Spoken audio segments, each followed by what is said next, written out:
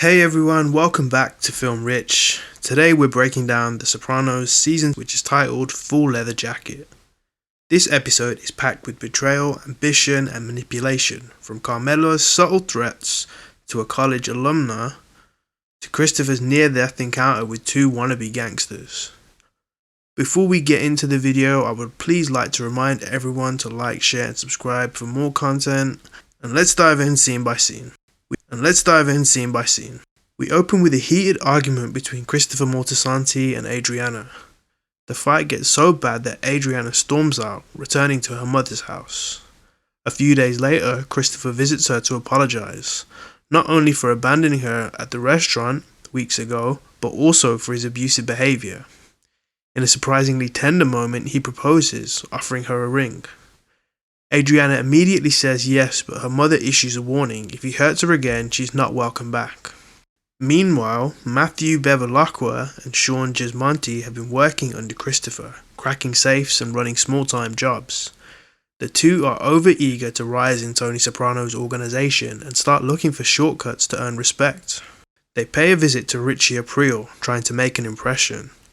Richie mocks Christopher, especially his nose, but the young associates laugh along, desperate to please him. At the Bing, Matt and Sean take their enthusiasm straight to Tony Soprano.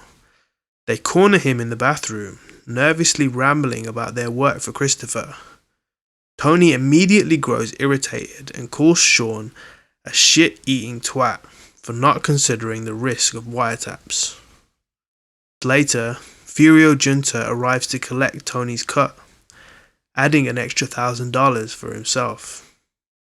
The two realize how low they rank in the hierarchy and begin to panic about their future.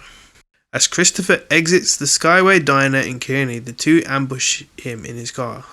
Gunfire erupts and Christopher is shot 3 times but manages to pull his own weapon. Sean is trapped by his seatbelt and Christopher fatally shoots him before collapsing. Matt escapes in a panic, leaving his partner dead. Matt flees to Richie's hideout, confessing everything, claiming he did it to prove himself. Instead of being impressed, Richie explodes in anger, chasing Matt down the street with a baseball bat. It's clear the young man has made a fatal mistake. In a side plot to the story, Tony and Carmela are preoccupied with Meadow's college applications. Carmela worries that Meadow might go too far, all the way to UC Berkeley, and insists that getting into a top school now requires knowing someone or donating 5 buildings. She remembers that their neighbor, Jeannie Cusimano, has a twin sister, Joan O'Connell, a Georgetown alumna.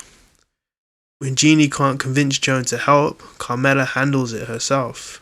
She visits Joan, bringing a ricotta pie and Meadow's transcripts.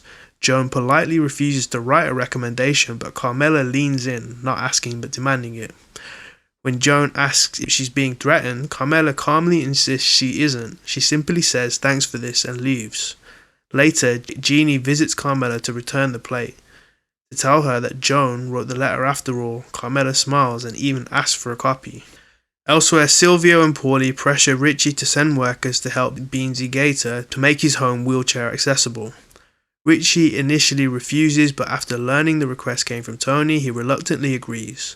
Tony later hears from Beansy's wife that the job was later half finished.